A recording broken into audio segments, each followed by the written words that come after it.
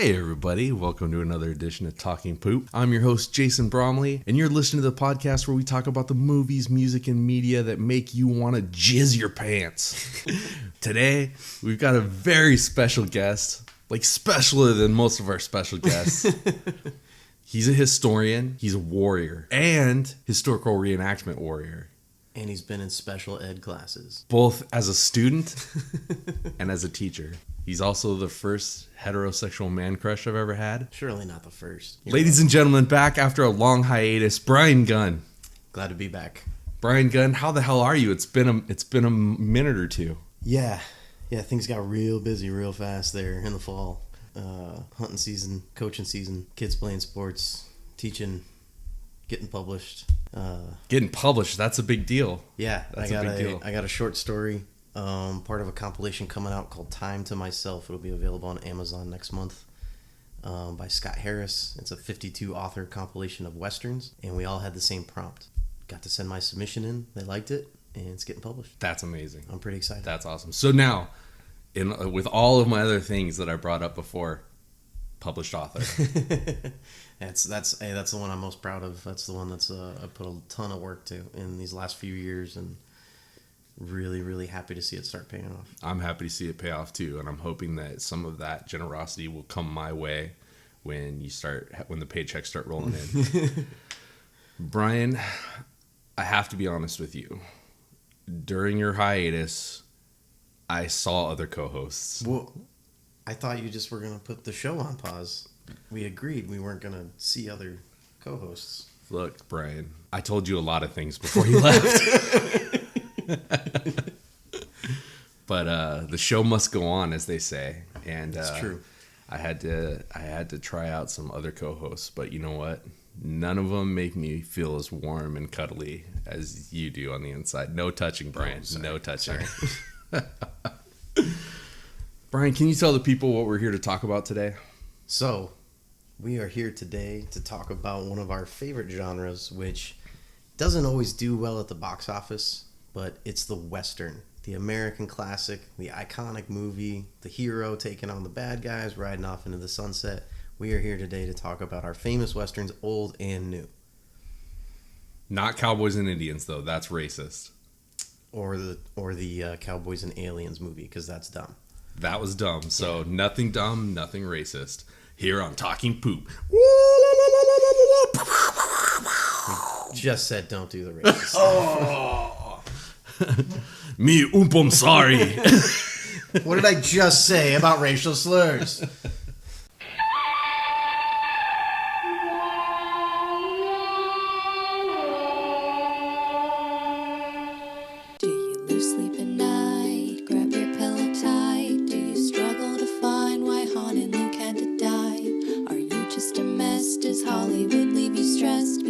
Sequels are more important than fan requests.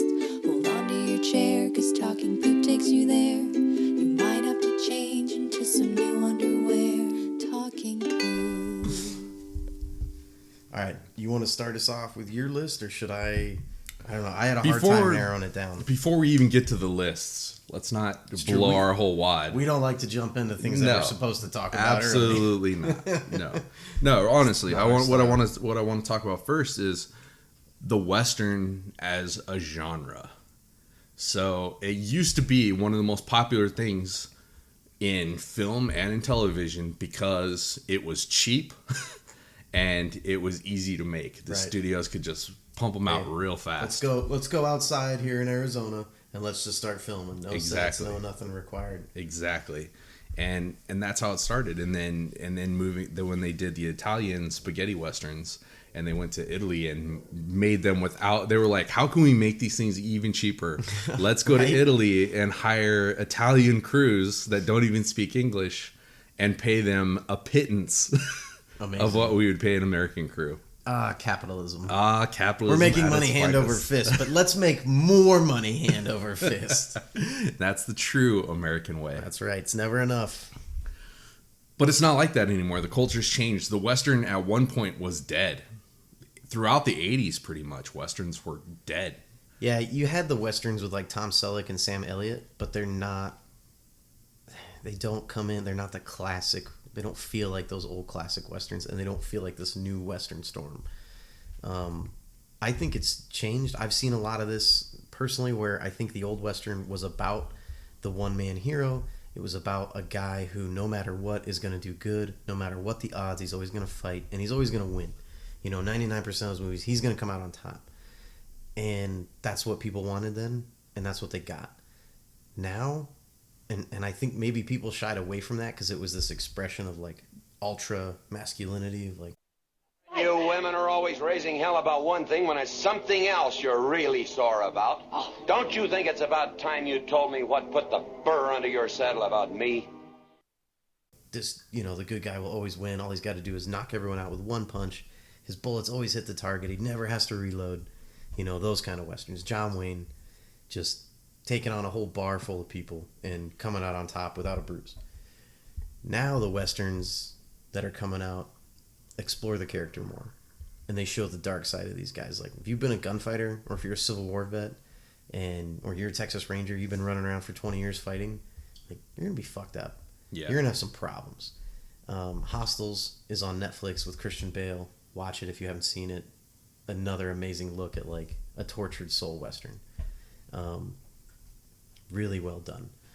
And I think like we see that shift in what the western has become now, where it's no longer like Shane. It's no longer the lone gunman taking on everyone coming out unscathed. Now it's like the flawed hero. I think that John Wayne was like the man in white and the man in the black hat were, going at each other. But I felt like when Clint Eastwood came into things, he started bringing the darker side, like where he gets a shave and then just flat out grabs a woman by the hair, drags her into her barn and rapes her. But he's the good guy. Right. You see, in this world, there's two kinds of people, my friend. Those with loaded guns and those who dig. You dig.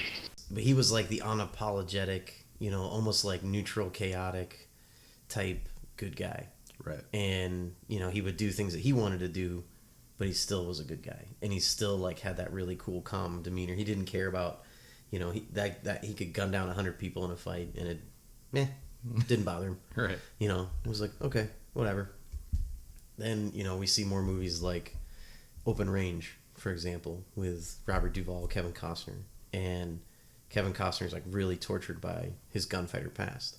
And when he's forced to do it again, he's not really happy about it. But then once he's in it, he's like, well, I'm in it. Here we go. And it's one of my favorite shootout scenes of a Western, because he walks right up to that first dude he wants to kill, and while the guy's still talking, he just whap. And I was like, yes, right. Excellent. Yeah, that's called violence of action, and we love that. Right.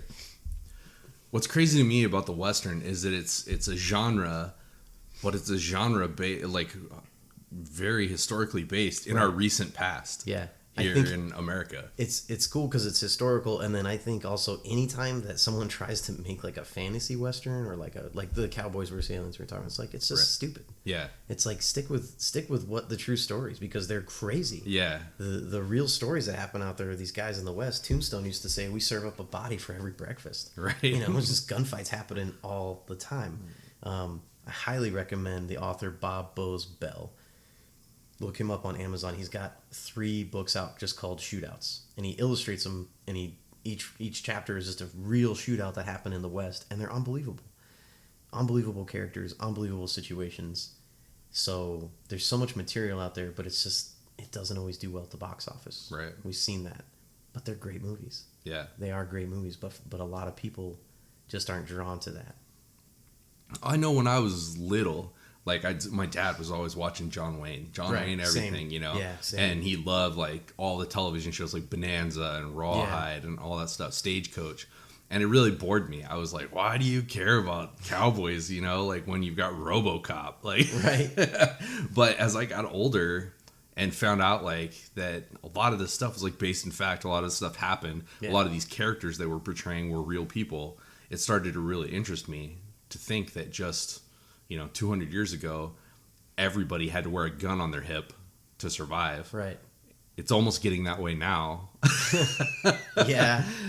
Which is funny because there's always a saying like an armed society is a polite society. It's like, have you gone to Dodge City in the 1800s?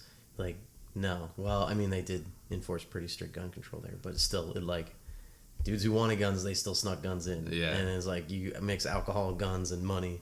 Yeah. It's things are going wrong, you know.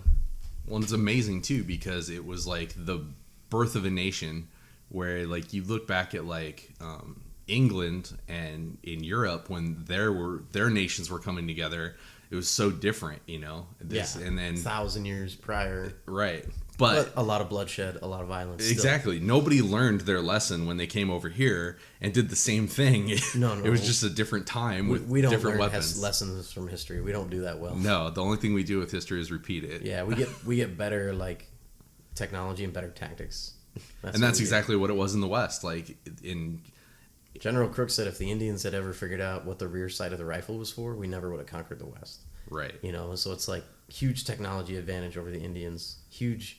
I don't know if I've talked about this on the show before, but like the fact that there's an upward estimate of like we killed 90% of Native Americans before we ever made contact with them by disease. Just disease. From disease. Right. Like there's a city the size of Paris that got wiped out in the 1700s. That was all Native Americans, but it's like we only fought like 10, 15, maybe 20% of that population at any given time. Well, and that's in the news right now with that missionary guy who went over to that island. What a fucking dumbass. And he got shot with arrows. I have no sympathy for that guy. I know, I have no sympathy for that guy either, but... Like, he was told again and again it was illegal, and he thought it was a good idea. Like, my religion's that important that they have to have it. Right. Like, hey, your imaginary dude in the sky...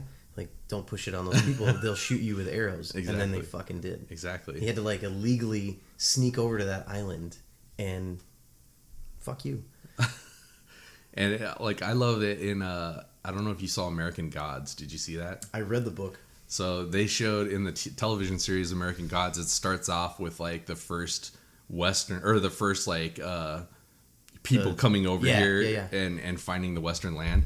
And the guy literally steps off the boat and he's filled with arrows to the point where there's not even like an inch of his body that does not have an arrow in it. And it just and he just hits the dirt. And the other guy's like, oh fuck, and like get back on the boat. Like that is hilarious. That is. Yeah, I mean, to go back to the disease thing though, and the missionary, like they said, it's super dangerous going to that island for those them. people, because if you just the whole tribe's done. Yeah. And how do you feel about that now? It's like, was forcing your religion on them that important? Yeah. Like, do you think they give a shit about your religion? No. Let them fucking be. Yeah. Like, Jesus Christ, why can't people just be like, hey, does that affect me? No. Better leave it alone.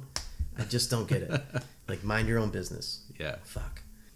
That's essentially what we did to the Native Americans. Is we came over here, we wiped them out with our coughs and our cold. Yeah, have you ever heard of Manifest Destiny? Like, it's the lamest fucking excuse to get away with murder that you've ever fucking heard. Right. And then the fact that there was a Supreme Court decision against Andrew Jackson to not remove the Indians, who had created a written language and had created a constitution and were plantation farmers and had totally assimilated into society. Yeah. And the President Jackson was just said, fuck you. Right. Like, you can't enforce it. I can. Right. And he just removed them, and he killed thousands of them.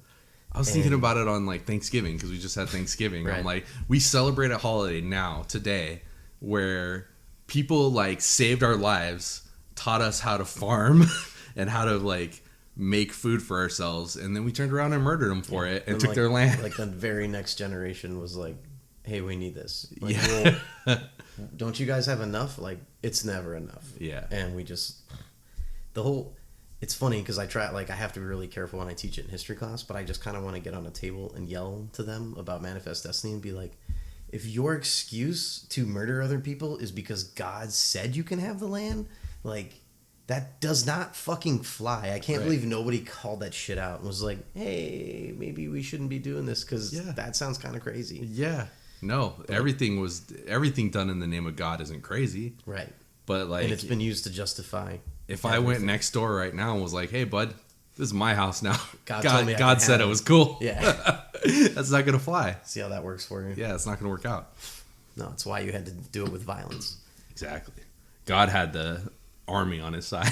Yeah. Well, God, we gave him disease. We killed the buffalo. We took away. We couldn't find him. We couldn't fight him out in the open. So you just take away their resources. Right. And now We've given them. We found the small patches of land we didn't want, and we said, "Here you go." You ever been up through the Navajo Reservation? It's depressing. It's the worst. It is the worst. It's like, where could people not scratch out a living?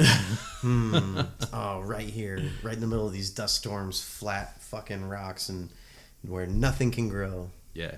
Have at it. Yeah.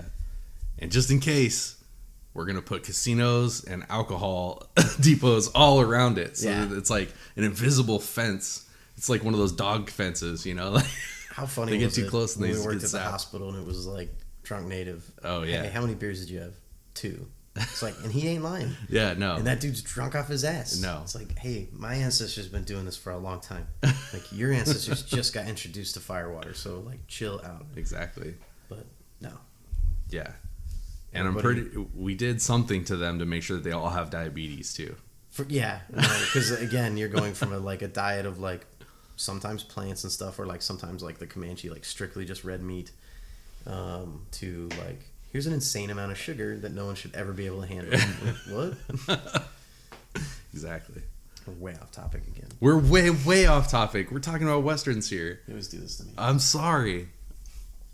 I was ready. I had my list. All right, so we're gonna start with. You want me to start on the list of the top 5 westerns, best westerns? Why don't we go back and forth and you do one new one, I'll do one classic. Yeah. Well, just like I'll start at the bottom of my list and work my way to the top. Bottom. We should talk about real quick though your western series. Like, tell us a little bit about it. Like, what's it about? All right, so it's a very short story. I had to trim it down. My initial draft of this thing was like a couple thousands of words, and then he was like, "Hey, we're doing microfiction. Got to get it down to 500." So I had to create like one really tense scene, and I called it "Brothers in a Bar," and it was based off a dream I had a long time ago that I wrote out a while, maybe 5, 6, probably longer than that now, years ago. And it's about a brother who served in the Civil War, and while he was serving in the Civil War, his other brother, who's a little like kind of silver-tongued guy, managed to talk his way out of the draft and into his wife's bed. So after the Civil War, he gets out and tracks his brother down many miles to find him and confronts him in this bar, and they have it out. That's a lot to pack into 500 words. It was tough. Yeah. It was tough. To get it all in there it took a lot of different drafts and a lot of help from my buddy Jimmy to help me edit all of this and really pack it down. Yeah. But That's a crazy thing, that you brought up about the Civil War is that like now when you're done soldiering, like you get on a plane, you get to fly back home. Then it was just kind of like war's over wherever you were. Yeah. You just start walking, I guess. like what happened, and don't get me wrong, like I have no sympathy for the South and like the total war that was caused down there by like Sherman and Grant, but what was done to the South and the fact that it was our own country was just like, oh, is that a building that's standing? Yeah, burn that shit down. Yeah, and like what Sherman did to Atlanta, blowing up their rail tracks and just killing their livestock and burning their crops. And he said, if you didn't want this to happen, you shouldn't have fought. You shouldn't have rebelled. Right. I mean, they were pretty brutal about it, but it's kind of like, is it more humane to in the fight quickly and be like really vicious with that total war stuff, or like fight gentlemanly and drag it out? Well, and it's crazy because, you think of history and like I said, it repeats itself. How much history have we lost because the invading army came in and burned everything and destroyed everything? I still get teary-eyed sometimes when I think about the Library of Alexandria being burned down. Just like, Yeah. Yeah, like That hits how me, much man. It hits knowledge did we lose there? yeah, or You how know. much knowledge have we lost because like we can't read it anymore? Like we don't know Right. what it says, or like they didn't know. What frustrates me is the cultures who never wrote it down. So speaking of like the Native Americans and like just tribal cultures in general, Right. they didn't have anything written down about their history until they would like bump up against an empirical society that would write stuff down. Right. So how much cool shit happened? How many battles happened here? Because they didn't in need America? to then, because it was all cool back then. Well, They could just like, It was an oral history. we should go over there and talk to these guys and tell them what we did. yeah, And It they're was like, like a and this is huge- going to last forever. right. And it was a huge tradition to like pass things down. Going back to England, they passed it down through the Druids, and it was like an oral tradition. You weren't allowed to write anything down. That was like strictly forbidden. Right. Now it's all lost. Yeah. Sucks. And some people say like how we use USBs nowadays. USBs, external hard Oh drives. yeah, things like that. If It's like, if we ever have like a Yeah, when an EMP, archaeologist, what is it called? EMP? EMP, yeah. If one of those ever goes off and destroys our computers, dude, we're toast. yeah, and an archaeologist in 1,000 years digs up a USB. So fucking what? Yeah. He can't. What? Oh, cool. Add that to the pile. Yeah, they're gonna be like, this is what the ancient people used to use for birth control. Yeah, right. Yeah. I always wonder that too, like when archaeologists dig stuff up and come up with some kooky idea about what this was used for. I'm like, it doesn't look like that was what that was used for. Right. But okay, whatever. All right, so we're getting to the list. This is my personal top 5. Do you have any honorable mentions you want to do? Ugh, I have a million. There's so many. There's This a was million, really tough yeah. to narrow down. Such a huge genre. It was, and I kept TV out of mine, but there's been some great TV, and I'll say Hell on Wheels, which I know we've talked about. Yeah. You didn't really care for, but I really liked that show. I'm watching it again. Oh, Yeah. awesome. The first season, I was like, this is really weird, but it definitely picks up. Yeah, After that, it does, and it gets really good. Deadwood was another one that was a great show. Oh, man. Well written characters. It was almost like also Shakespeare in the Old West. The way never that had was written. so much cursing packed. Oh into my a show. gosh, so much cursing. Yeah. That's like I curse like a sailor, and when I watch that show, I'd be like, God damn! Just And what's funny is my chill. dad's like an old school John Wayne guy, and he hated Deadwood because he was like, they didn't talk like that back then. And I'm like, I'm pretty sure they did talk like that I bet back you then. a bunch of people did. and, Yeah. Some of them would. Yeah, definitely. The lower class people probably, but like that's who was in Deadwood, you know? Right. That's So- dude. You're not. If you're an upper class person, you're not pushing out west on the fringes of society Yeah, in like exactly. this lawless town. Like fuck no. Yeah. Which I love because that kind of happens in Deadwood. That rich dude comes out. It's like I'm buying this claim. Yeah. and gets murdered. Yeah, He's like, yeah. Who didn't see that coming? Well, my number 5, Tombstone with Kurt Russell and Val Kilmer. I'm your huckleberry. I can't believe that's all the way down at number 5, but I understand this is. It was so tough. Yeah. It was so tough, you know, because it's such a great movie. The reason that it's lower is because I've seen a lot of stuff on Tombstone, and I felt like even though this is the best, most fun version to watch, Yeah, it's not probably the most not the most accurate No, not at all. version of what happened there. Well, it's just not the most accurate version of Wyatt Earp. That dude, like the Earps, are almost just as much criminal as the. Oh goddamn! Now I'm drawing a blank on the families they got into a shootout with at the OK Corral. I'm embarrassed. The Claytons. Yeah, and there's 2 families. Yeah. But they're almost as criminal as those guys. It's just the fact that like he had the badge on, like he got that election, and that election was totally handled like, hey, you can be sheriff this time. We're going to be sheriff next time. It was like, oh yeah, Right. for sure. Right. You know, you just and the things he did, he in that movie Tombstone, the whole thing where he's like, I only ever killed 1 man in Dodge City, and I never forgot it. And it's like, no, in Dodge City, Wyatt Earp killed motherfuckers like it was free. Right. Like just left and right. That dude apparently, if he would give you an order 1 time, Right. and if you even said anything like, "Whoa, what'd you say?" he just whacked you. Yeah. I mean, he had the special leather lined pockets in his trench coat, and he carried a Colt to shoot people. A Schofield to shoot people, and he said I carried a Colt to hit people, and he would just whip it out of his coat pocket, just poof, Right. pistol whip guys. You gonna do something or just stand there and bleed? And he got into a ton of shootouts. He killed a bunch of people up in Dodge City. So I always find that line like really comical. When they talked about him, he was not a coward for sure. Because No, he was no, putting no. himself out there. Yeah, no, not but a coward. he never played fair. He was like, No. there's no such thing as a fair gunfight. Which I totally agree with. In Right, a yeah. gunfight, if you're in a fair gunfight, you're wrong. You die first, get it? Your friends might get me in a rush, but not before I make your head into a canoe. You understand me? That's why he lived to Right. tell his story. What's where crazy a lot of is people from didn't. eyewitness accounts. You can't really tell in Tombstone, but from eyewitness accounts, he's getting shot at from 6 feet away by Frank McLaury. That's the Right. name. By McLaury, 6 feet away from him, shooting at him, and he ignores him. Yeah. Because he's like, no, you're not the most dangerous one here. Right. And he reaches across and shoots a target. I can't remember who he shot, but he shot him farther away, hits him with 1 shot, and kills him. Because he was the most dangerous He was one. more dangerous. Yeah, than And the guy that was right in front of him. if you don't understand how close 6 feet is, like get a measuring tape out. That's it. That's 74 inches my Yeah. arm span. Like, Finger to finger. That's fucking close. Yeah. Holy shit. Yeah. And the dude missed. And Yeah, Earp's instincts proved accurate, and he was okay because a gunfight is your most like adrenaline pumping thing you'll ever experience. So even being 6 feet away, untrained people are like, "Oh, fuck!" Right. And they can't do the simple mechanics of like trying to cock the hand. Everything, your fingers become all huge. You can't do simple things unless you're trained. Right. And Earp was experienced. Earp was trained. Yeah. Well, one of the greatest things that I still He's abide by he's today. the only one to walk away unscathed because Doc Holliday takes one in the hip, and I don't think you see that in Tombstone. It goes through his belt leather, but it does hit him in the hip, and it slows him down. So Wyatt's the only one that walks away that day completely unscathed. Right. Well, one of the things that Wyatt Earp said that sticks with me to this day, and I use it in my everyday work ethic, is that you don't have to be fast if you're accurate. Yeah.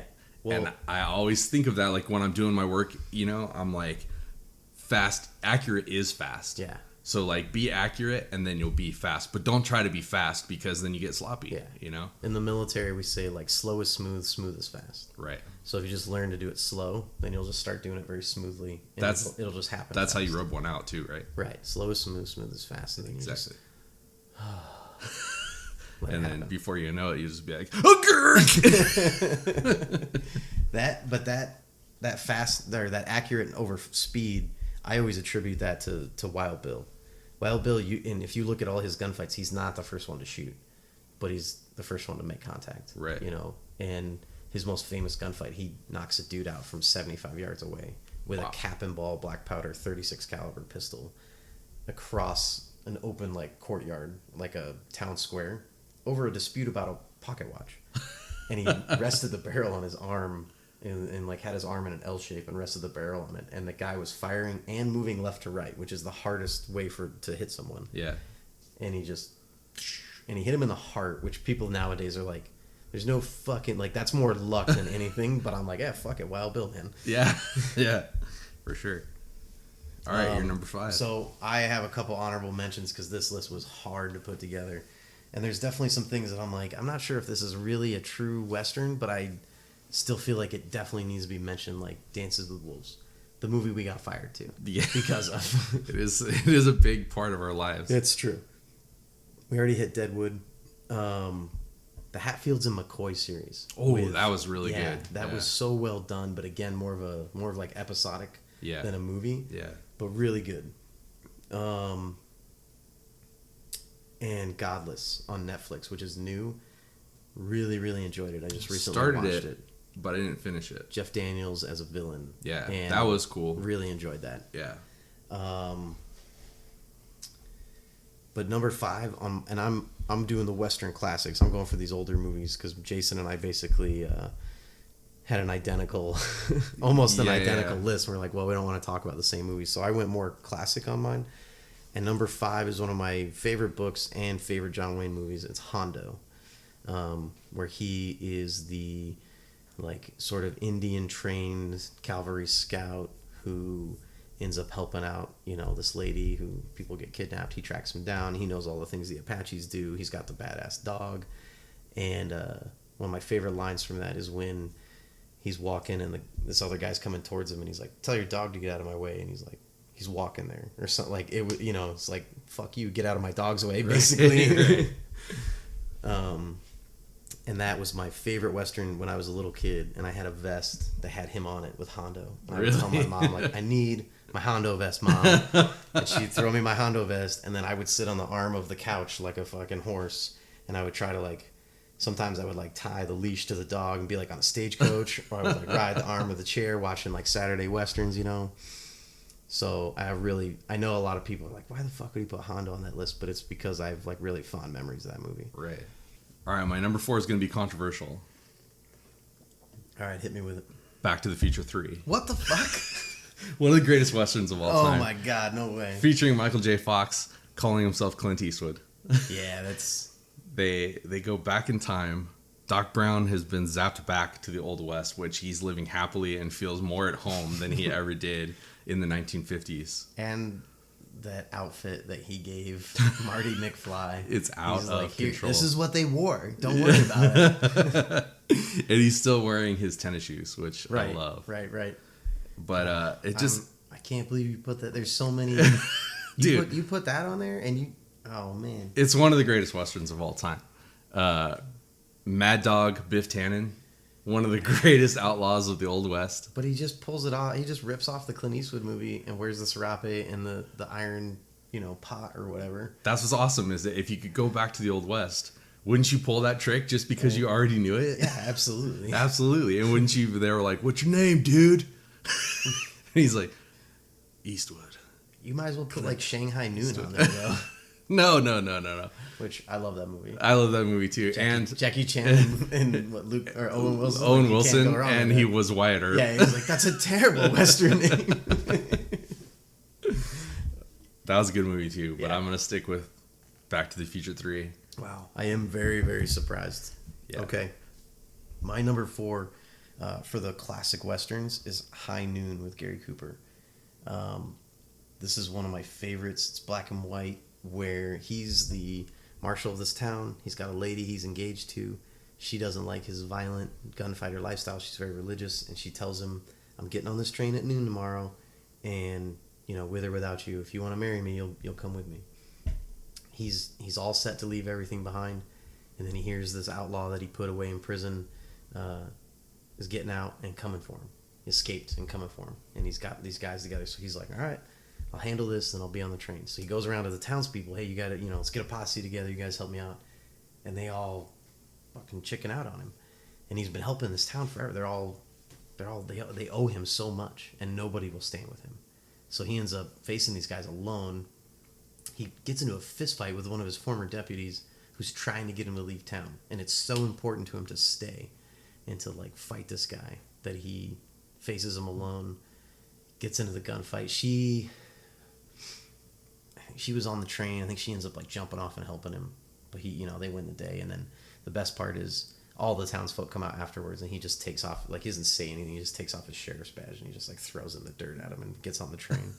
Nice. Yeah, I was like, so I really like High Noon. She helps him, like she gets into the gunfight She with him? shoots somebody. Nice. Shoots somebody. She comes up and grabs a weapon from behind, blasts somebody, because it's just like it shows that he's become more important than her religious values. So it was just character like arc on everybody, Right. And really well done Western. But that's showing women being powerful Yeah, way for back sure. in the day. And that's the thing that I love about I think a well done Western always has empowered women in They've it. always had strong women in westerns. Because if you weren't a strong woman, you didn't survive out there. Right. So, it was like you could either like break and fold, or you could just get strong and like persevere. And those women did. There's some amazing stories. My wife's family has a ranch in Wyoming, and there's a lady named Myrtle who lived to be nearly 100. And she lived up by herself in the Black Hills, and we're talking like deep snow, Wyoming, until she was in her 90s. Wow. Ran a boarding school out of there, ran that part of the ranch by herself, had cattle hands that answered to her. I mean, really tough lady. Yeah. All right, my number 3 pick, 1990s classic, Young Guns 2. Starring Emilio Estevez, Kiefer Sutherland, Lou Diamond Phillips, and Christian Slater. It is therefore considered by the court that William H. Bonney be hanged till he be dead, dead, dead. You can go to hell, hell, hell. Yeah, awesome Now- lineup, great movie. It was- was still a weird pick for a top 5 all time. I know, and I know I'm going to catch flack on this one. And I'm if thinking anything, I should have made my own list now, because this is not what we talked about earlier. I'm going to take a step back and say I do not have an identical list to Jason's now. if anything, people might say, why Young Guns 2 and not Young Guns 1? Now, Young Guns 1 was an amazing film. And the first time where I saw a Western and was like, Dad, why aren't your old crappy Westerns like this one? This one's awesome, you know? Jumping through windows, They're blasting each other. Yeah, they're like, backflipping. "Rah!" They're going to the fucking other side and like taking peyote and stuff. And they're like, hey, man, did you know we're in the spirit world? That's like my favorite shit, dude. And but I thought that Young Guns 2, first off, like took a story that was I love like the Clive Cussler stuff where they take like a piece of real history Yeah. and then come up with this crazy story off of it. Yeah, yeah. And the whole idea of this old dude named Bushy Bill Roberts came forward in like the 1950s and said he was Billy the Kid. And they took that story and said that Billy the Kid didn't really get shot by Pat Garrett, that Pat Garrett and him were friends, and that Pat Garrett let Billy the Kid go. You're not dead. Do I look dead? Right. And he lived to be an old man. And then this Bushy Bill Roberts is like telling the whole story of how like he lost his gang pretty much and like then had to fake his death because it was the only way he was going to survive at this point. But really what he was trying to do the whole time was keep his crew together because like It was his family. he just it was his family. The boys that he rode with were his family, you know, and he just wanted to like cattle rustle and be a criminal forever. Yeah. But this showed that like eventually you get too big, you make a name for yourself, someone's gonna bring you down. That's right. You know. Yeah. Yoo-hoo. I'll make you famous. And Pat Garrett was no slouch. And Pat Garrett was no slouch, and the fact that they made Pat Garrett and Billy the Kid buddies, like they rode in the past, that was total horseshit. Right. They did say that they met each other at one point because Pat Garrett said that he met Billy the Kid previously before he was Billy the Kid. Yeah. But they weren't like buddies or anything like that. But I just thought that the performances in that were so good. The idea of the story was so cool. And to be able to continue on like a, you know, it was a modern day Western and they weren't doing that at the time in the 80s. Yeah.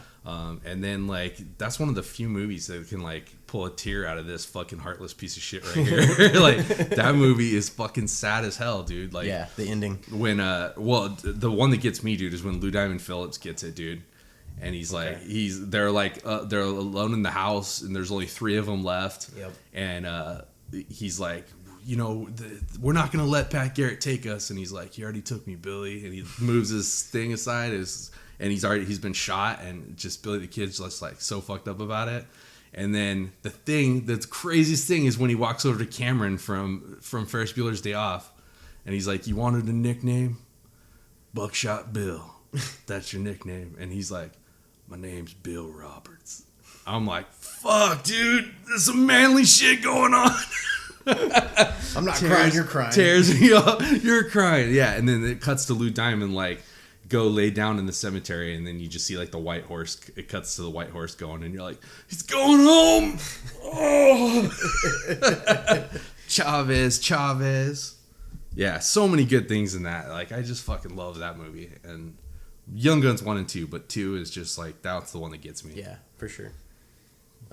My third choice will also be a little controversial, especially for a classics list, and maybe even to just be a Western, since it didn't happen, since it's not set in the American West.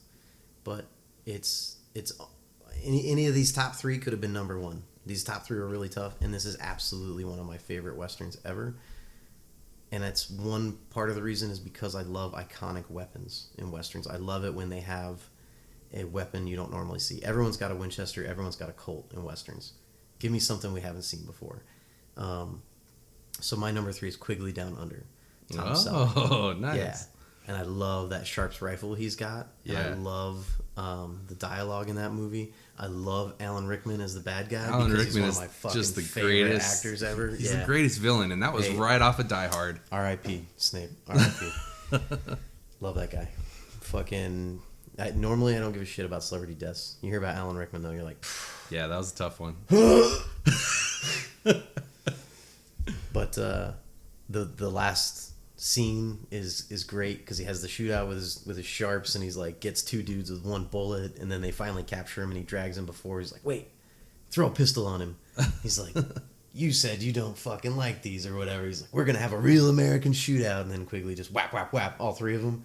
He's like, you said you didn't use pistols. I said I didn't have a use for them. And Tom Selleck, man, how I had to include a Tom Selleck in this list because that's a fucking iconic cowboy right there. He was a good cowboy, and like when I saw that, I was not that familiar with him. Like I knew of Magnum PI, right? but I wasn't like a fan. I didn't watch it Yeah. or anything, so I knew him from like 3 Men and a Baby. Right? But he was a badass in that. Yeah, when you see him carrying his own like saddle and his own gun and everything, and he's just beating dudes like while it's still in its case in the opening scene, I love that. Yeah. Yeah, and, Not to mention carrying a saddle through the desert is something a lot of them had to do. Yeah, it sucks. And a fucking saddle ain't light. No, it is not. I have a saddle that was made in the 30s that I ride with, and it doesn't even have a brand name on it. That's how old it is, and it's like 35 pounds. Yeah. And Uncle Joe on the ranch, he rides with like a 55-pound saddle. And that scene in Lonesome Dove when Gus gets his that's one I wish we could put on our list, but that's definitely like an episodic. That but, is almost like a television series. it It was was like a television series. yeah, it was like a mini actually, series, I but think. Yeah. But when Robert Duvall, Gus gets his horse shot out and he carries his saddle, and then those dudes attack him and he throws it down and just was like shooting from the front behind. It was great, man. I loved it. Yeah. But no, Quigley's definitely on my top 5 there for sure. And it doesn't make it in my top 5, but there's one called Shadow Riders with Tom Selleck and Sam Elliott and their brothers who fought on different sides in the Civil War. Reunite afterwards, they got to take their town back or whatever. It's not that great. Like their women get captured and the Confederacy's like trying to restart in Mexico or something. Right. It's dumb, but it's Tom Selleck and Sam Elliott together, so it's great. Yeah. So that gets an honorable mention. That should be the battle of the mustaches. It was, yeah. 2 fantastic mustaches on screen at the same time. I almost wanted to see them kiss. You know, just to see Just to like get the those- electricity that would happen between those two like start stashes. intertangling, and it would be just electricity would crackle. I wonder if it would like make a baby. It would probably make a genius baby that would solve like world hunger. I don't know about that. I think that he'd come out as just a ball of fucking muscle and dick, just like this huge, massive monster of a man. He already has a stash. Yeah, he already has another mustache to himself too, and it's kind of like it's like salt and pepper, like it's half of both mustaches. Good call. Yeah, Good call. Yeah, Now we're getting to the real questions. yeah. All right, now this one is number 3 on my list. It easily could have been number 1 on anybody's list. It's 1992's Unforgiven. Clint Eastwood, Morgan Freeman, and Gene Hackman. Shouldn't this be number 2? Nope, it's number 3. How did I get to number 3? Did you mess up your list? No, I did Hondo, High Noon, Quigley. I did Tombstone, Back to the Future, and Young Guns 2. So so it's number 2, dummy. Oh, do I have too many? You dummy. Is this our top 7 now? 1, 2, 3, 4. Only one of us was high. We were making our 5, list. 6. I have 6. Okay. So one of mine has to drop off. Fuck. Or just tell the audience you fucked up. Here's my top 6. Just kidding. All right, guys, look. Sometimes some shit happens when you're making a list, and you can't just narrow it down to 5. So I have 6. All right. Jason's got 6. I have 6. So number 4 and number 3.5 on my list is 1992's Unforgiven with Clint Eastwood, Morgan Freeman, and Gene Hackman. Yeah. Holy shit, dude. Yeah. The thing that's so great about Unforgiven is that if you were a fan of Clint Eastwood's old westerns, it's almost a sequel to all of them. All of them, yeah. It's about an What happened to that guy? And That's what happened. that's what happened. He becomes an ex-gunfighter who just wants to like live on a ranch. He's put violence behind him. He's done with all of it. And then Until his woman died. Until his woman died. And then he just can't, like, he has 2 kids that he leaves at the ranch. He just like can't even scratch out a living in that place though. Yeah. And yeah, it's pretty much a dirt ranch. yeah, it's just a dirt ranch with a pig. And he's Yeah. like, neighbors will check in on you next month. And then I love it too because like he can't even hit that can. He can't, like, he's so old. Yeah, he just, like, he's- can't even hit that can with his gun. He's got nothing left. He's an old grizzled gunfighter. He's put away the guns years ago, but he has to come out of retirement essentially just because it's the right thing to do. Right. Because Morgan Freeman asked him to. And you can't say no You to can't him. say no Legally. to Morgan Freeman. Legally. Even ladies. Yeah. And now he's Sorry. in some legal trouble. Everybody is. But yeah, I mean, I've like Clint Eastwood movies, any of them should have been on this list. I've loved them all. Like, Good, the Bad, and the Ugly is like, of course, the most classic. Well, coming in at number 2 on my list. Good, the Bad, the Ugly. But Outlaw Josie Wales, Yeah. like, it's just fucking Fistful of dollars. Fistful of dollars. For a few dollars more. For That's a few that whole dollars more, trilogy yeah. right there, and love that trilogy. Yeah. The Man with No Name, who comes out of nowhere. Mm-hmm. I wrote a Western series that was like a Western, but followed the story of Alice in Wonderland. But you don't know that it's Alice in Wonderland unless you really like look into it. That's like the basis of it. So I sent it to a producer. They were interested in it. They called for a second draft, and in their line notes for the second draft, they said, your main character can't just like come out of nowhere. He needs to have a past and a reason for doing what he's doing. And I was like, what about Hey, what about all those these Clint Eastwood Westerns? movies? Yeah, where like that's the whole point. Shane? Yeah. Anybody? Yeah. I mean, Shane almost made my list. I can understand if it's not a proven thing, but this is a proven thing that works. When was this? This was like, I mean, probably 10 years ago now, but yeah, but basically they made me make like I got to see the Hollywood process without ever making it to Hollywood because they wanted me to like put a dog in it, like shit like that. Like, Should have called me. Could have helped you. That's what I do. they needed him to have more of a reason other than revenge to like kill these guys in this town.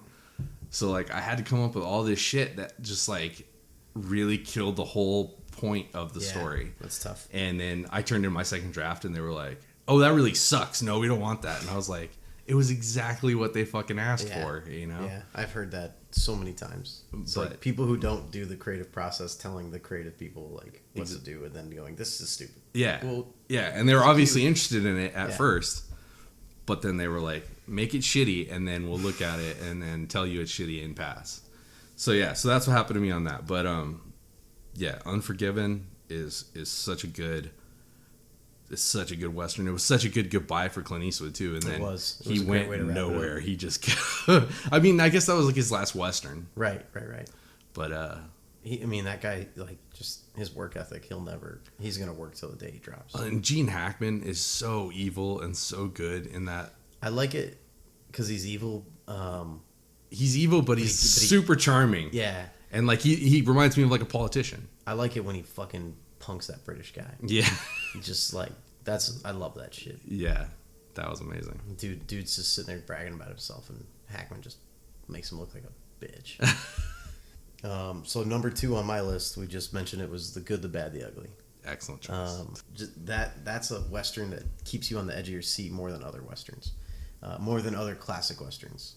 It's crazy because it's like, long, it's and there's long. some long points where there's just no dialogue. Yeah, which is almost a turn away from some of the other like Henry Ford Westerns where there's a lot of dialogue. Right. And like every time they're on the trail, they're talking. Yeah. And I always just thought like these suits are just quiet guys, and I like those scenes. Quiet guys are scary guys. You should be afraid of like the quiet guy in the room. Yeah.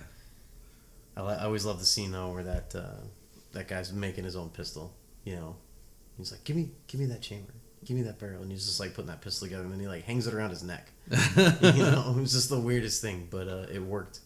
And then there's that 3-way gunfight at the end, and it's like the grave next to the grave everyone thought it was. You know, Yeah. just great shit.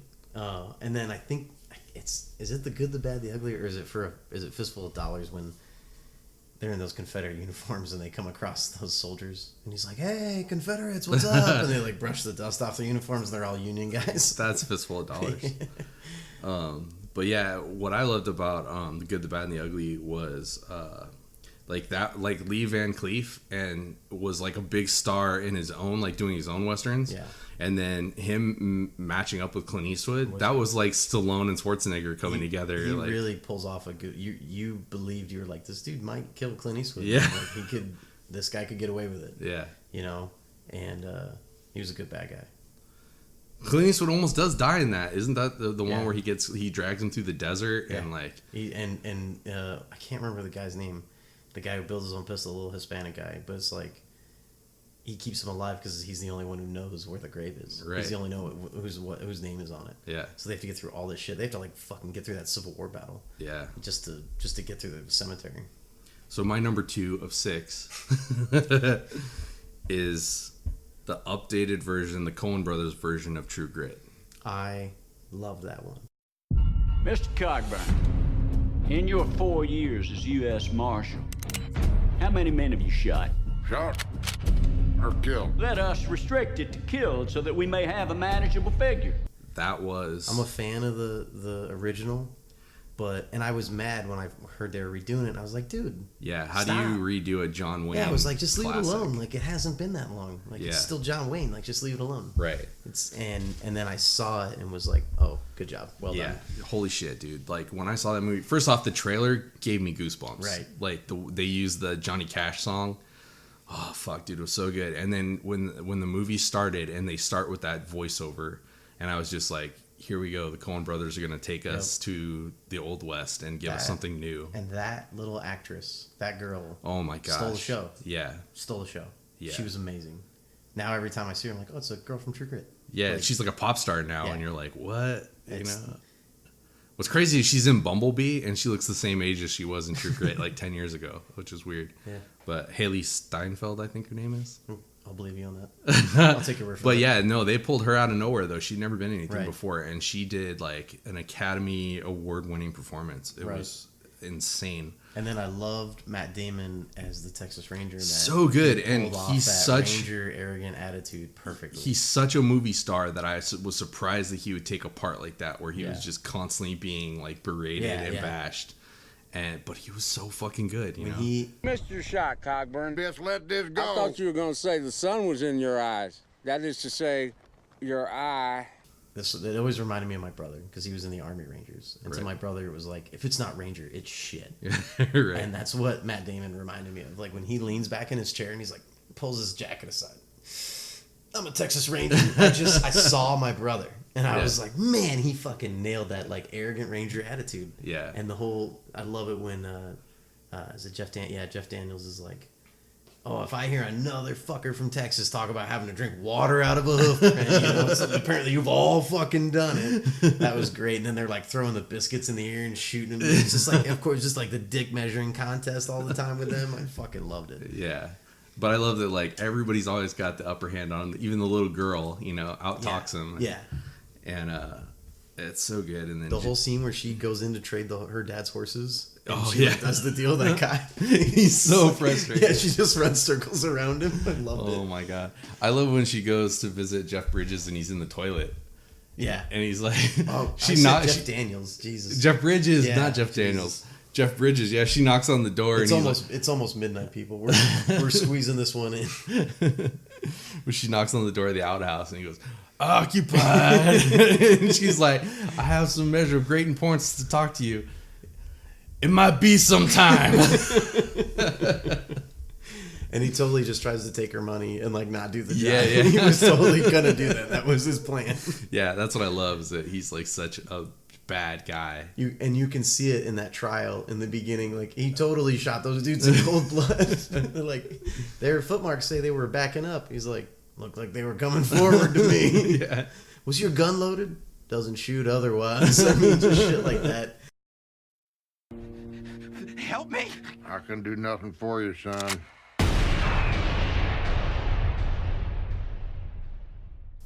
Since you did 6, I was going to add in another honorable mention that isn't a classic, so I didn't put it on my list, but it is a Western that I really loved because of the villain in it. And that's The Missing with Tommy Lee Jones. And again, another actor who does fantastic in Westerns. Yeah.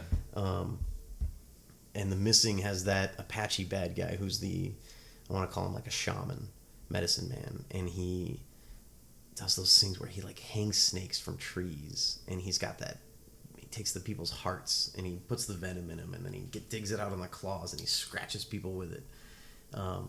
He scared the shit out of me. Yeah. And I read the book and he scared the shit out of me when I read it, and he scared the shit out of me when I saw the movie. The book showed a lot of like relationship that Tommy Lee Jones had with his animals and how good he was with the animals, which I thought was really cool. Mm-hmm.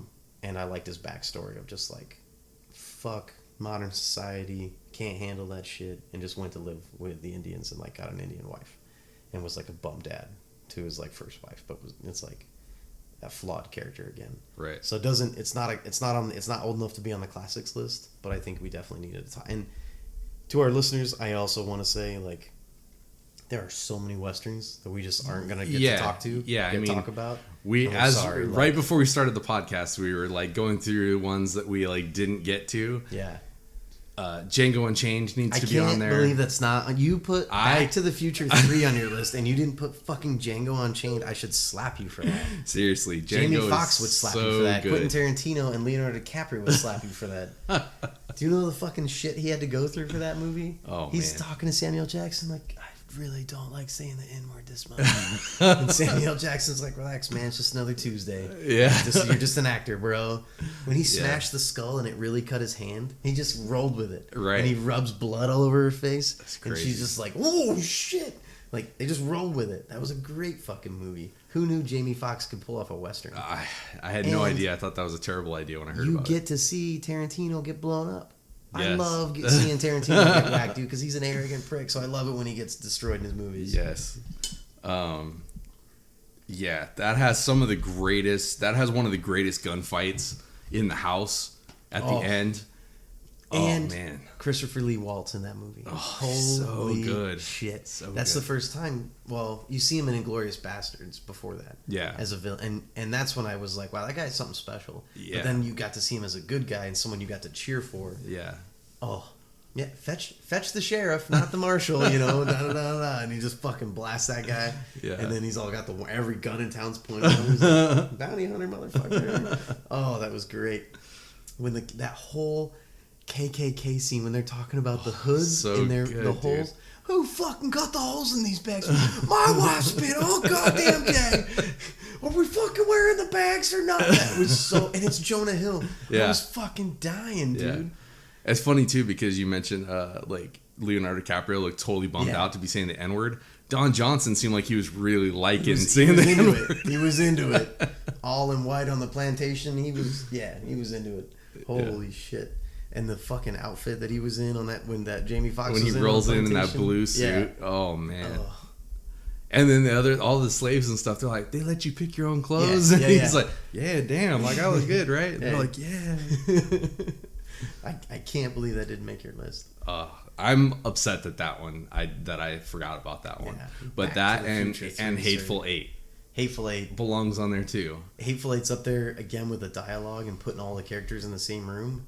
But I think he loses a lot of people when he made that dude suck Samuel Jackson's dick. Seriously, dude, like my wife loves westerns, and that she'll never watch that again, Right. Because she's just like, what the fuck? that comes out of nowhere. comes out of and nowhere. you can like hear crickets. Yeah, when that I'm happens. so glad I didn't see that in theaters. I did, and it was I was like, what now? But it's also hilarious. It is Like, also hilarious. And How it's the great ultimate. would that be to be like, I made your Confederate son do this? Yeah, like I mean, that it was would be pretty the amazing. ultimate cock Yeah, off for yeah. sure. And I mean, you need to get a guy to pull his gun on you so you can shoot him. That's a good way to do it. That's a good way to do it. I made your son suck my dick. I came in his mouth. But there's a lot of very unconventional stuff going on in that movie, like a woman being slammed in the face over and over just for talking. A whole bunch. Yeah. And when you see Kurt Russell do that, you're like, I feel like he's done that before. Yeah, he was like, Goldie Hawn's been on the end of that for sure. But how good was it to see Kurt Russell in a Western again? So good, man. It was so good. There's another one we haven't mentioned is Bone Tomahawk. Bone Tomahawk. Kurt Russell, man. Oh, fuck, You dude. put that dude in any Western, and I'm gonna watch it. You put that in anything. I just watched him be Santa Claus, and he was that's on my fucking list. amazing. It's on my list. He was so good. Like, yeah, Kurt Russell is just an American treasure. For sure. Yeah. All right, here we are, guys. The number one movie. It better be what I think it is. It's Appaloosa. There you go. Ed Harris, Viggo Mortensen, and Renee Zellweger. Well, we could do without that last one. The If thing- there's one way to improve Appaloosa, it's get rid of Renee Zellweger. it would be It's to get rid cast of- anybody but her. But the thing is that part is so You're right. horrible and so obnoxious. Yeah, you're right. That woman is the worst. Yeah. Like, she's the best, worst written character. Like, she's a horrible person in the books. Yeah. And that goes on throughout the books. This whole Appaloosa was the first of a series of books. Everett sees right through her in the movie and in the books. He's like, "Oh, Yes. this is a gold digger." Like, Yeah, she's so- trying to set up. She's got nothing for herself. She's trying to set herself up with somebody. Right. And Virgil Cole is just totally like pussy. Yeah, yeah. So the movie stars Ed Harris as Virgil Cole, and he's supposed to be And like he bought the script. He read the book. right. Ed Harris And bought the rights to it. He was so happy. Before he even finished the book, he bought the rights to it. yeah, And I would love, we were saying this earlier, I would just love to see him do the rest of those books. yeah. Because At least they're the next awesome. two, because because Renee Zellweger, she's not in the second one very Right. much. And then I think in the third one, that character is gone. yeah, So she continues to be a terrible character, and she continues to be a bad person. Not a Right. terrible character, but a bad person. And Virgil Cole finally like gets rid of her in the books. Yeah. And the stories are still great. yeah. You don't fucking need her hanging around. It's just Cole and fucking Everett Hitch, man. Well, and as much as I dislike her, and I don't care for Renee Zellweger or her acting, Lemon puckered mouth she did that whole fucking movie. but she worked perfect for that part. She's pretty, but not too pretty. Right. And she just, I don't know, she embodied that part very well, where like you hate her. Yeah. You know? And you know before she even fucks him over that she's gonna fuck him over. She's gonna fuck him over. Yeah. And that when you see her in the cafe and she's like, "Oh, well, what can I get for $1?" You're just like, "Oh, bitch! I know what you're doing." Exactly. And so exactly. that hits so many of my favorite Western things. Where like I was talking earlier, like iconic weapon, the 8-gauge. The 8-gauge. It's like a character all by itself. Absolutely. And when he hits that first dude in the bar with it, and the dude goes flying across the room, I'm just like, yeah. Yeah. And I love good, this is me in any genre, but I love a good realistic gunfight. Right. And the way they do the gunfights in there, where they're quick, they're fast, they happen fast because they know what they're doing. Right. They're that accuracy over speed thing you were talking about earlier. In the books, Virgil Cole's always preaching that. Be accurate, then you'll be fast. Right. And they happen at close distances a lot of the time. They're super realistic, and then I love they always reload. Those guys always, it's like you always see them just like pumping new shells in, looking around like, okay, and then they'll take care of anything else, but reloading your weapon comes first. Yeah. And I always appreciated that he put that into those characters. Exactly. Yeah, Viggo Mortensen plays the character Everett Hitch, who carries the 8-gauge shotgun, and these are two guys. And the books are told from his point of view. You don't ever see it from Virgil's point of view. It's always Everett Hitch telling you what's going on, because Virgil Cole's such this like weird Virgil couldn't tell it from his point of view. Virgil has like become a Wyatt Earp, where his reputation has exceeded his actual presence. His number one obsession is being a good gunfighter. Right. He doesn't care about alcohol. He doesn't care about good food. He doesn't care about pussy. Like, that dude's all there for, I'm going to be the best gunfighter. But what's crazy is that he would be nothing without Everett by his side. And you see that because when Everett leaves at the end of the first book, book 2 opens up with Everett by himself. Right. And Virgil comes in later. Yeah. And it's like Virgil's been a mess without him. Yeah, exactly. He doesn't have the social. You can see he's like forgetting words. He doesn't have good social skills. Well, they're two guys. It's crazy. It's a situation where it's like two guys that are two sides of the same coin. Like they're no good apart. Although I think Everett does okay, but he doesn't really stick with gun work. He was doing like kind of a bouncer job. Right. He doesn't do the same level. His whole thing was like not to kill anybody. Right. His whole thing was to sit at the end of the bar with the 8-gauge. Yeah. And he didn't have to lift a finger. Exactly. And that was his whole thing. That's what he liked. Now Virgil, he wants to kill people. He needs to shoot people, but he has to do it behind his badge.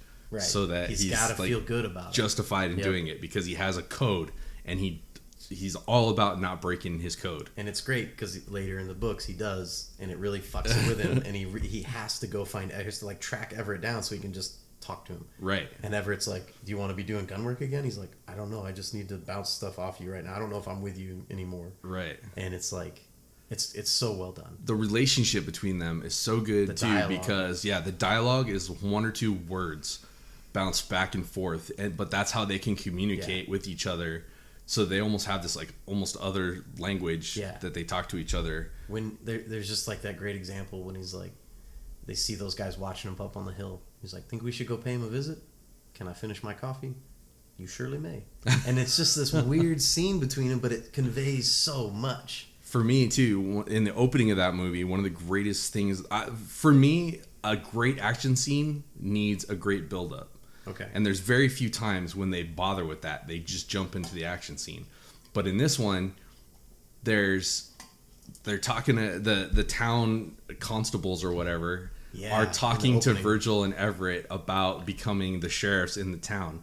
and they're telling them how they need them to come in and clean the place up. Meanwhile, in the bar right next door, there's a dude like pissing on the floor and causing a ruckus, and he's like, well, are you gonna go take care of that, Virgil? And he's like, if you sign my paper that says that I have full control of the town, dictator of this town, and that pretty much like you're signing the town over to me.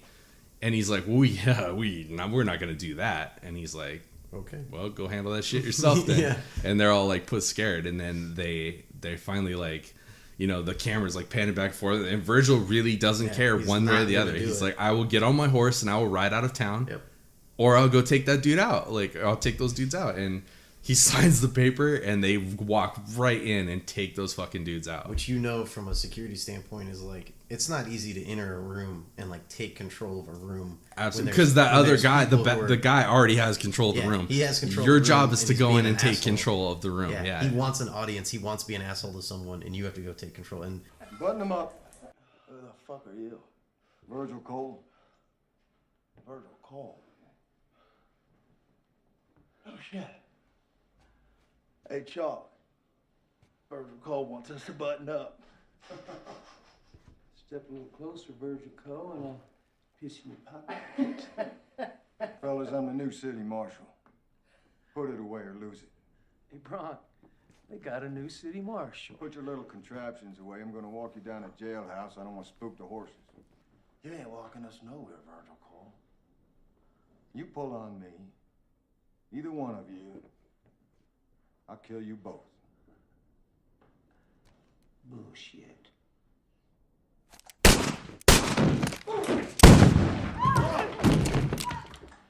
I warned them. It happens, and it's fast. So fast. And I loved it. Yeah. It's well done. And all, you know, and then later when he comes in, I heard you shot 3 of my men. No, I only shot 2 of them. Everett shot the 3rd. It's just like fucking great lines in that. I loved it. And then Jeremy Irons is a bad guy too. Yeah. And I like the way it ended, where he had like gotten a presidential pardon, and he, you know, he'd come back and he was totally rubbing it in Virgil's face, and Everett's just like, man, I've had enough of this shit. Well, and he's fucking Renee Zellweger she too on the side. Always goes to the alpha male. She always goes to that guy. Yeah. And it's like, he just had enough. Yeah.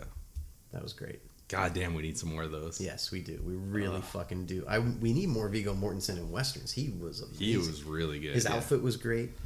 When I used to be a part of the Single Action Shooting Society, and there was a guy that showed up to a match in his outfit with it was a 10 gauge that he had made look like the 8 gauge. It was great. Well, yeah. So the 8 gauge that they used in the movie, they couldn't find a real 8 gauge because any of the 8 gauges that were still around, they're either too antique to use, or they were too valuable to use in the movie. If they would have broke it or something, it would have been toast. So they had to like go to a gun maker and have them recreate an 8 gauge shotgun that actually shot like buckshot shells. Yeah, because like 8 gauge ammo is non-existent too, of course. I love it. Like, he has a leather pad sewn into his jacket just for his weapon. Yeah. Again, it's that iconic weapon that's almost a character unto itself. Yeah. Anybody who's ever shot a 12 gauge, it kicks like a fucking mule. And I can't even imagine what this 8 gauge was like. It's great because it's like, it's not because Everett isn't great with a pistol. Right. It's just he has the 8 gauge. And it's cool because throughout the books, they always meet like other groups of gunfighters. Like, just like they do in the first one, where they always kind of get pitted against another group of gunfighters. And everyone's just like, fuck. Like that fucking 8 gauge, man. Like, I really don't want to go against that. Like, I bet you don't. Yeah. And they tell him in that movie, like, you know, you're never going to be as good as like Everett in this line, or you're never going to be as good as Virgil in this line of work, because you still have feelings. Right. And that's why he's able to like be the narrator of the book, because he's not a fucking sociopath like Virgil Cole is. Exactly. And that's how he can see through Virgil's bullshit. Right. Because Virgil does kind of put up an air that he's like this godlike person. But then he just Everett he gets can see mad right and he through walks over and starts beating the shit out of that dude at the bar for almost no reason. It's like, yeah, that's how Virgil gets his anger out. Yeah. And Everett's got to be there to stop him, or he will kill that guy. Right. Just because someone embarrassed him. Just because his pride got hurt. Yep. And it's like, cool. But and I love my child's middle name is Everett because of this story and movie.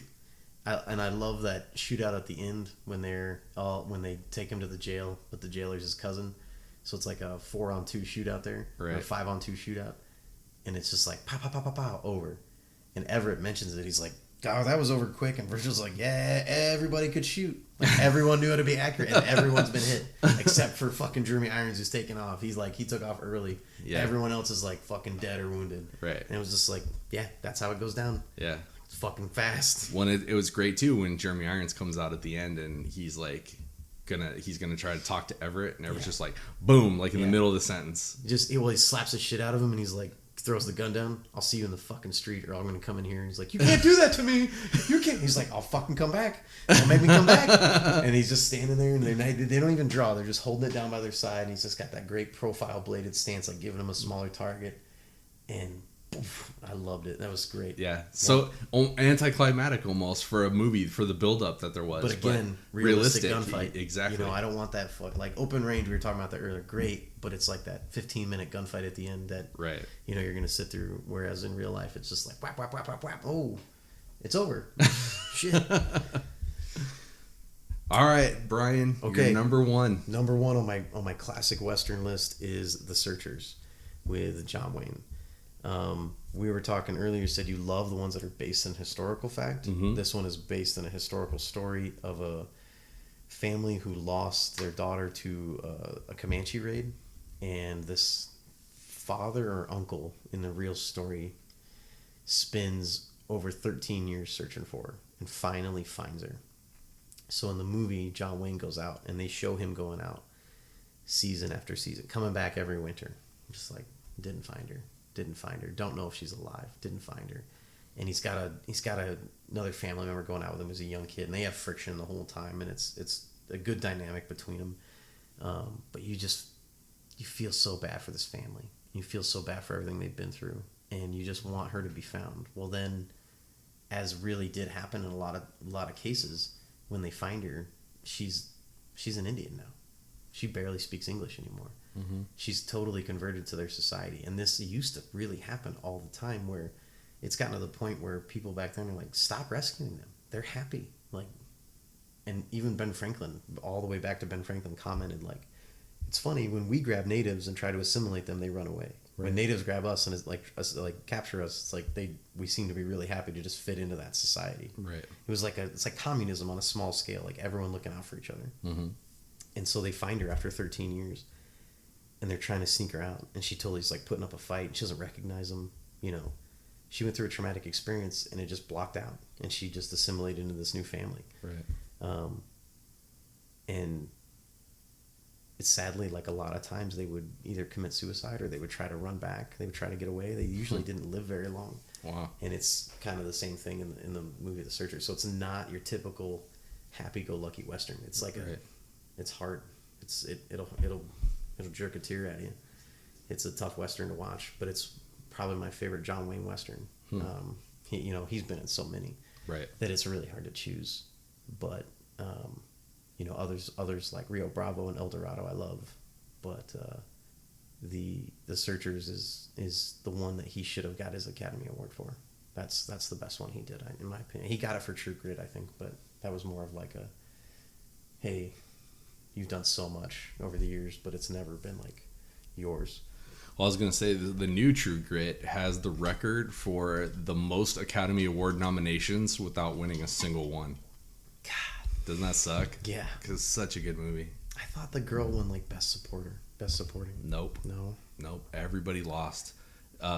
Jeff Bridges was nominated. She was nominated. Matt Damon was nominated. It was nominated for Best Director, Best Picture. Took home nothing. Didn't even take home Best Score, and that was an amazing score on that one. And we forgot to talk about Josh Brolin in that. He was so good. Yeah, he did a great job in that. So fucking good. I liked how they showed, like, when they come across that dentist, it just showed the life they were living back then, that everyone you came across, you have to treat them like an enemy first. You have to treat them like a hostile. You have to be like, I don't know what's up with you. And you had to be on edge all the time. And it's not a good way to live, trust me. Yeah. And it's tough. And I thought they really did a good job of showing that. Speaking of which, Hostels on Netflix, like I was saying earlier, go watch it. That's another good one that shows like a darker side. Even though they're uniformed cavalry soldiers and they have orders from the president, they still come across people that are like white people. They're like, fuck you, we'll fight you. Yeah. And you're just like, man, it was goddamn lawless out there. Like, even a military uniform didn't mean shit to anybody. Yeah. It's like, this is my property. Like, this is my ranch, and we'll fucking kill you. Like, well, we have orders from the president. It's like, I don't give a shit. They're like, what president? Yeah. Like, I don't know any president. I'm president of this fucking land. Yeah. So. Exactly. And Wes Studi is in that. He's really good. He's the villain from Dance of the Wolves and Last of the Mohicans, and he gives me nightmares when I was a kid, for sure. But now he's one of my favorite actors. Yeah. And the only Western role I think I've ever seen him in was Heat. He was in Heat for a little bit. Yeah. All right, man. We came to the end of another amazing episode. We're so fucking good at this. It's ridiculous.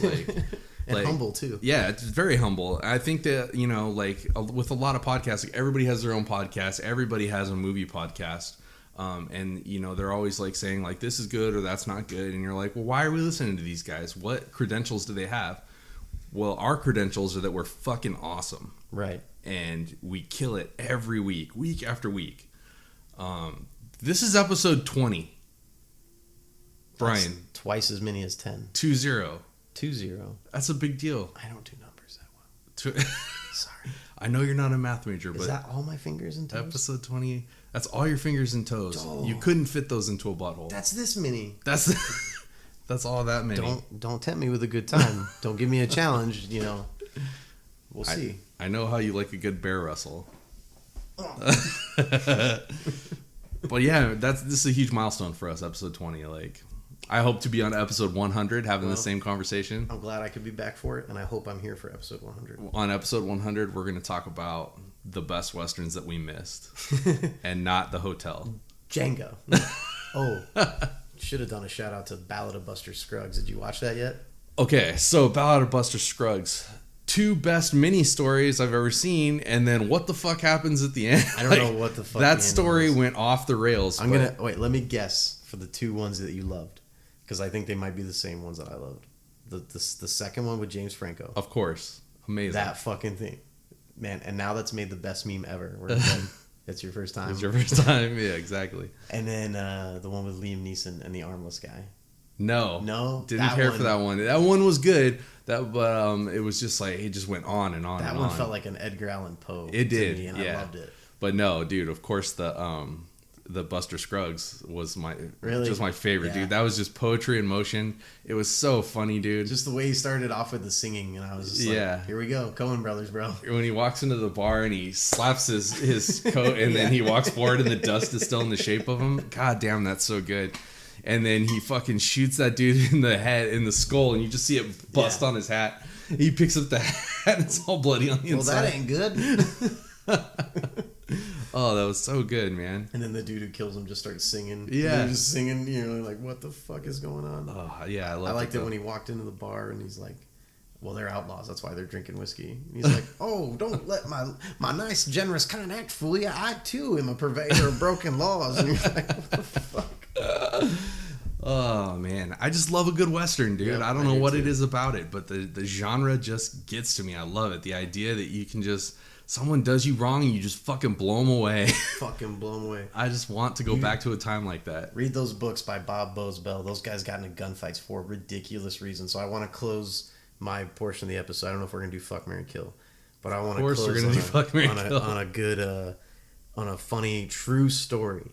Down in Tombstone, they had a mine down there, and the foreman of the mine got a flannel shirt. And apparently the pattern of flannel back then was risque. It was like, oh, shit, he's got a flannel shirt on. So people were giving him shit about it in this bar. We're like, oh, hey, buddy, got a fucking date later? What's his name? What's up with that flannel shirt? And he just had enough. And he goes, next person makes fun of my shirt is getting blasted.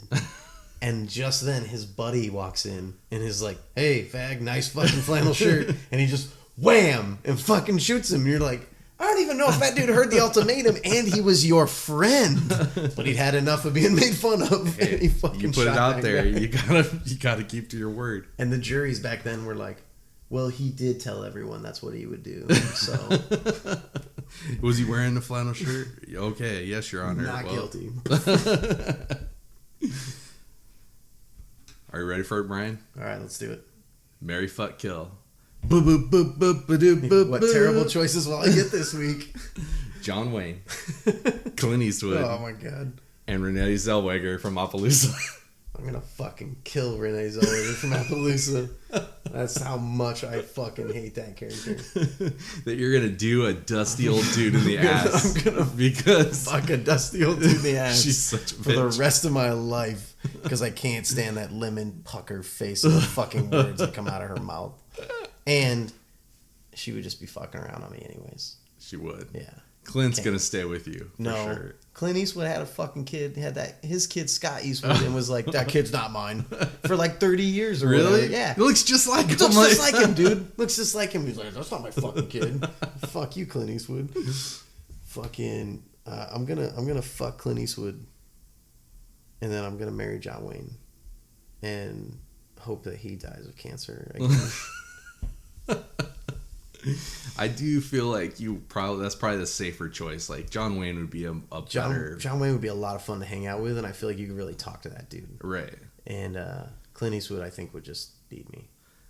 Yeah, like Clint Eastwood would just slap you around, Yeah, drag he'd your just slap head, you drag you by the Give me a hair beer, into bitch. a bar, and just rape you in, Yeah. in some hay, and then just get up and just like spit on you and just like leave you laying there crying, little blood dripping out onto the hay.